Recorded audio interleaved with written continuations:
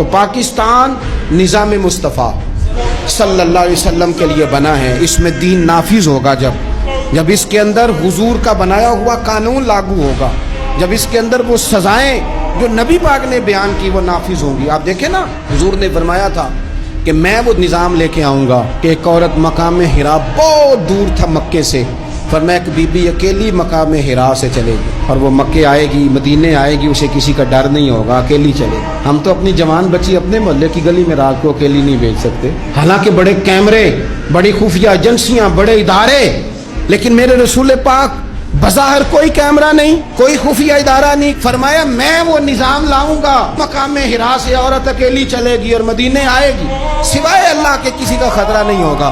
جناب ابو ہریرہ کہتے میں نے سن لیا تھا، میں منتظر تھا کہ وہ وقت آئے۔ پھر جناب عمر کا زمانہ، ایک بی بی آئی، وہ اونٹ پہ بیٹھی ہے اور اپنی گود میں اس نے گٹھڑی کپڑوں کی رکھی ہے۔ فرماتے ہیں جب مسجد نبی کے باہر اس نے اونٹ بٹھایا، میں نہیں کوئی اور بات کر رہا تھا، پوچھا کہاں سے آئی ہو؟ کہنے لگی مقام حرا سے۔ اکیلی آئی ہو کہ کوئی ساتھ تھا؟ کہنے لگی اکیلی تھی۔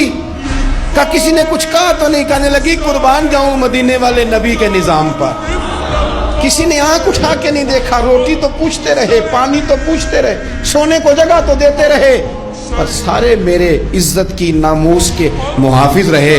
حضرت ابو ہریرہ کہتے ہیں بی بی اس بندے سے باتیں کر رہی تھی، میری آنکھیں چھم چھم آنسو بہا رہی تھی، اور میرے زبان سے بار بار نکل رہا تھا اللہم صلی علی محمد وعلی آل محمد صلی اللہ علیہ۔ اور صاحبو یاد رکھو، ابھی تک برادری کا سسٹم ہے، ابھی تک اونچ نیچ ہے، ابھی تک لوگ کہتے ہیں یہ فلانی برادری تو یہ فلانی برادری۔